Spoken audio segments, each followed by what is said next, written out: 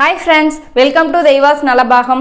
இன்னைக்கு தெய்வாஸ் நலபாகத்துல ஒரு சூப்பரான சட்னி ப்ரீமிக்ஸ் எப்படி ரெடி பண்றதுதாங்க பார்க்க போறோம். நம்ம டிராவல் டைம்ல அப்ப நம்ம வீட்ல வந்து ரொம்ப டயர்டா இருக்கு, இன்னைக்கு சட்னி நம்மளால செய்ய முடியல, ஒரு எமர்ஜென்சி அந்த மாதிரி டைம்ல எல்லாம் யூஸ் பண்ணிக்கிறதுக்கு ஒரு சூப்பரான சட்னி ப்ரீமிக்ஸ் எப்படி செய்யறதுதாங்க பார்க்க போறோம். வாங்க வீடியோக்குள்ள போலாம்.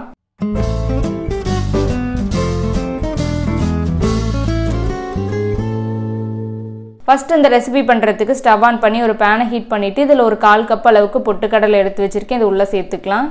சேர்த்துட்டு நல்லா குறைவான தீயிலே வச்சுட்டு இந்த பொட்டுக்கடலையெல்லாம் நல்லா கிரன்ச்சி ஆகி வர வரைக்கும் இதை நம்ம வறுத்துக்கலாம்.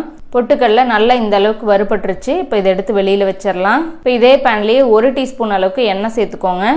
இப்போ இதில் ஒரு 4 பல் அளவுக்கு பூண்டை நல்லா பொடியாக கட் பண்ணி வச்சுருக்கேன். இது உள்ளே சேர்த்துட்டு இந்த பூண்டில் இருக்கிற ஈரப்பதெல்லாம் போகிற அளவுக்கு நல்லா இதை நம்ம வறுத்துட்டு எடுத்து வச்சுக்கலாம். ஈரப்பதம் இருந்ததுன்னா சீக்கிரமாக கெட்டு போயிடும். அதனால் ஈரப்பதம் போகிற அளவுக்கு நல்லா இந்த அளவுக்கு வறுத்துட்டு இதை எடுத்து வெளியில் வச்சிடலாம். இதில் மேற்கொண்டு எண்ணெய் சேர்க்க தேவையில்லை. இதே எண்ணெயிலேயே நம்ம காரத்துக்கு மிளகாய் சேர்த்துக்கலாம். நான் ஒரு 5 வரமிளகாய் சேர்த்துருக்கேன். சேர்த்துட்டு இதையும் நல்லா வறுத்துக்கலாம்.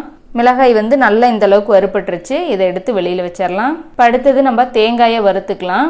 நான் நல்லா பெரிய சைஸ் தேங்காயில் 1/2 மூடி எடுத்திருக்கேன். இதை நல்லா துருவிட்டு இப்போ இதில் சேர்த்துட்டு நல்லா அந்த ஈரம் போக தேங்காயில் இருக்கிற ஈரம் நல்லா போகிற அளவுக்கு நல்லா ட்ரையாக வறுத்து எடுத்துக்கலாம். இதுக்கு ரொம்ப முக்கியமாக இளம் தேங்காயை எடுக்காதீங்க. நல்லா அந்த கொப்பரை தேங்காய் மாதிரி இருக்குல்ல, அந்த மாதிரி தேங்காயை எடுத்துக்கோங்க. அப்போ தான் ரொம்ப நல்லா டேஸ்ட்டாக இருக்கும். இப்போ இந்த அளவுக்கு நல்லா வறுத்து வந்துருச்சு. ஈரம் எல்லாம் போனதுக்கப்புறம் இப்போ நல்லா வறுபட்டாச்சு. இப்போ இதை எடுத்து வெளியில் வச்சிடலாம். பாருங்கள், தேங்காய் நல்லா அள்ளி போட்டால் உதிரியாக எப்படி இருக்குது பாருங்கள். இந்த அளவுக்கு நல்லா வறுத்து வரணும். இதை நல்லா எடுத்து கம்ப்ளீட்டாக ஆற வச்சிடலாம். இதெல்லாம் நல்லா ஆறினதுக்கப்புறம் எல்லாம் ஒன்றா மிக்சியில் சேர்த்துக்கலாம். அதை நம்ம பொட்டுக்கடலை மிளகாய் எல்லாம் சேர்த்ததுக்கப்புறம் இப்போ இதுக்கு தேவையான அளவுக்கு தூள் உப்பு சேர்த்துக்கலாம். உப்பு சேர்த்துட்டு இதை நல்லா இந்த அளவுக்கு கொரகொரப்பாக அரைச்சிக்கலாம். ரொம்ப ஃபைனாக அரைக்க தேவையில்லை, இந்த அளவுக்கு நல்லா அரைச்சிக்கலாம். இப்போ ஒரு ஸ்டவ் ஆன் பண்ணி ஒரு பேன் ஹீட் பண்ணிவிட்டு இதுக்கு ஒரு தாளிப்பு கொடுத்துடலாம். இதில் நல்லா 1 டீஸ்பூன் அளவுக்கு எண்ணெய் சேர்த்துட்டு இதில் நல்லா 1 டீஸ்பூன் கடுகு சேர்த்துக்கோங்க. இது கூடவே நல்லா 1 டீஸ்பூன் அளவுக்கு உளுத்தம்பருப்பு சேர்த்துக்கோங்க.